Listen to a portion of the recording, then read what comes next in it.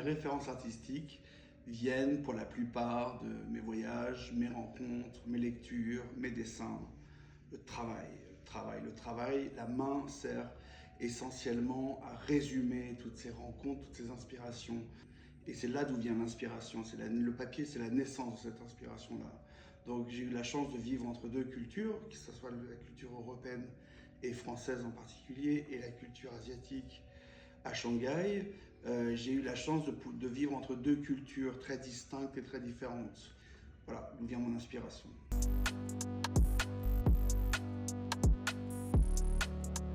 Alors pour le blond de Lienne, j'ai travaillé sur deux typologies de Mickey Mouse. La première, c'était le Sparkling Mickey.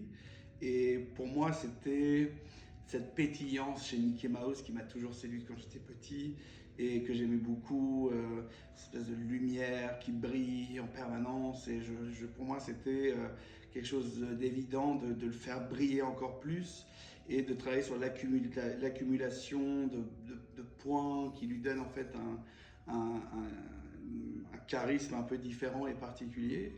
Je l'ai traité d'abord dans un premier temps en bleu, parce que pour moi le bleu c'est ma couleur préférée, puisque c'est la couleur qui représente beaucoup de choses dans nos cultures. Le bleu c'est la relaxation, c'est le pouvoir, en même temps c'est la sagesse. Le bleu c'est la quiétude. J'aime beaucoup ça, je trouve que c'est une couleur qui va très très bien à Mickey. Et les petits points, c'est vraiment ça, c'est son côté qui sparkle, qui brille. Et puis après, on a voulu lui donner encore plus de noblesse en le sortant en version dorée et qui lui donne en fait quelque chose de plus doux et de plus majestueux en même temps. Donc je trouvais que le bleu et le doré allaient très très bien pour la série Sparkling.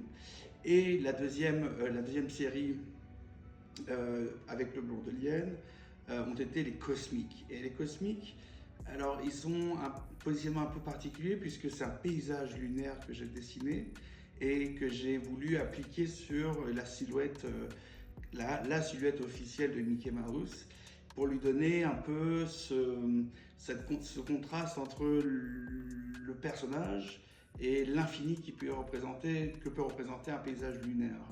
Et cosmique, c'est bien sûr, c'est le rêve, c'est la grandeur, c'est le voyage sans fin, c'est la référence à Jules Verne, c'est la référence à des auteurs, pour moi, de mon enfance qui sont importantes. C'est le voyage, et c'est dans Jules Verne, on y retrouve les voyages la nuit, les voyages le jour, on y retrouve des paysages lunaires, terrestres, montagneux, on y retrouve plein de choses. Et c'est un peu le paysage fantasmé du créateur. Et je trouvais que accoler mon univers à la silhouette de Mickey, je trouvais ça assez audacieux.